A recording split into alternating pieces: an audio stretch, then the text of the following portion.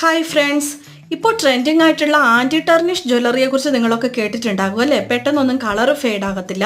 നമ്മൾ മെയിൻറ്റെയിൻ ചെയ്യുന്നതനുസരിച്ച് 6 മാസം തൊട്ട് 2 വർഷം വരെ ഇത് നിൽക്കും എന്നാണ് പറയുന്നത്.